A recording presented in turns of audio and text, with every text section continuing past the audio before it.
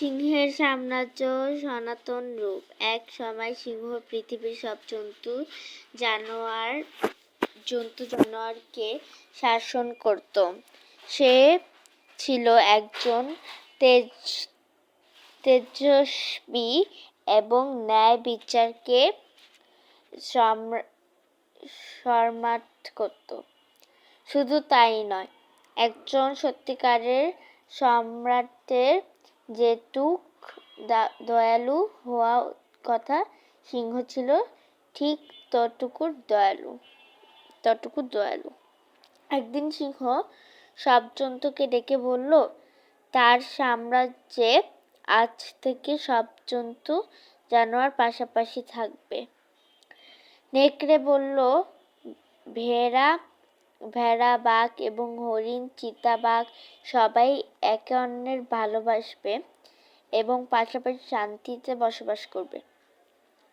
যখন খরগোশ সিংহের কথা শুনল, সে খুশিতে আত্মহারা হয়ে গেল।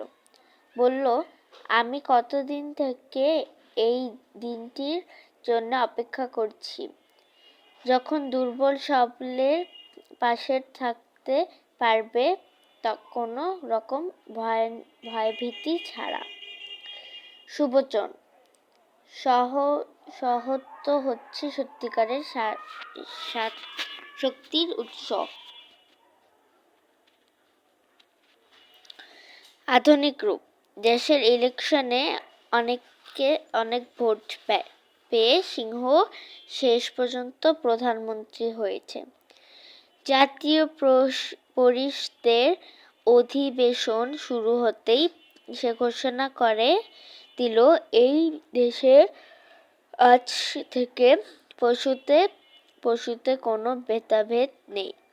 নেকড়ে, বাঘ আর ভেড়া এক ফ্ল্যাটে থাকবে, ভাগ গরু এক অফিসে যাবে,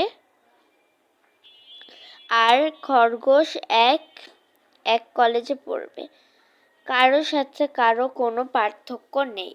সবার সমান অধিকার। এখন থেকে কেউ কাউকে দেখে পারবে না।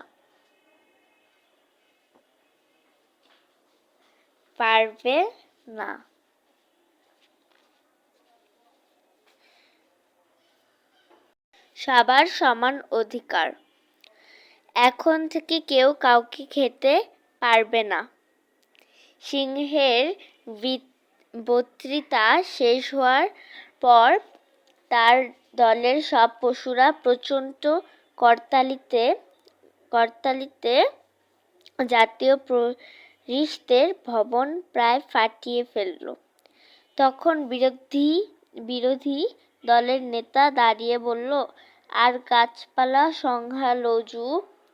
সংখ্যালঘু বলে কি তাদের জীবন নেই? তাদের কি এই দেশে বেঁচে থাকার কোনো অধিকার নেই? সিংহ মাথা নেড়ে বলল, খাঁটি কথা। গাছপালাও জীবন আছে, তাদের কেউ দেখে খেতে পারবে না। পোকামাকড়, কীট পতঙ্গ, আজ থেকে তাদের জীবনও নিরাপদ। সিংহের কথা শুনে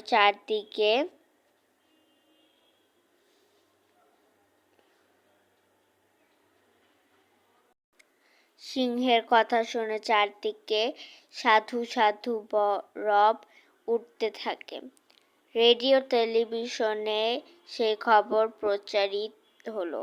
খবরের কাগজে মহানুভব সিংহের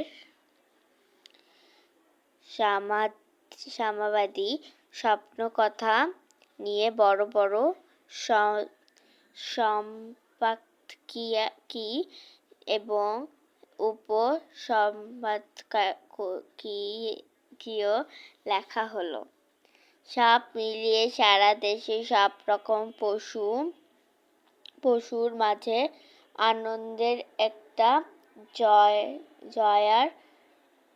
জয়ার বয়ে যেতে শুরু করে।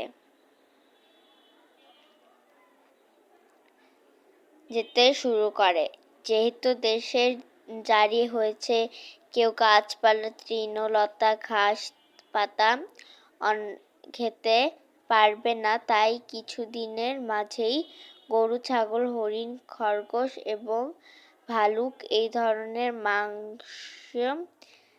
মাংসাশী প্রাণীরা অন্য প্রাণীদের খেতে না পেরে একটি একটি করে সবাই মারা পড়ল। কীট পতঙ্গ শস্য দানা খেতে না পেরে পাখিরাও মারা গেল। কিছুদিনের মাঝে সিংহের বিশাল সাম্রাজ্য দেখতে দেখতে প্রাণীহীন মৃত্যুরাজ্য হয়ে গেল। দুর্বচন: ফুড চেইন ভাঙতে হয় না। সবাইকে আসসালামু আলাইকুম। প্লিজ লাইক অ্যান্ড সাবস্ক্রাইব করে দিবেন। এই গল্পটি ভালো লাগলে সবাই লাইক সাবস্ক্রাইব করে দিবেন। আসসালামু আলাইকুম।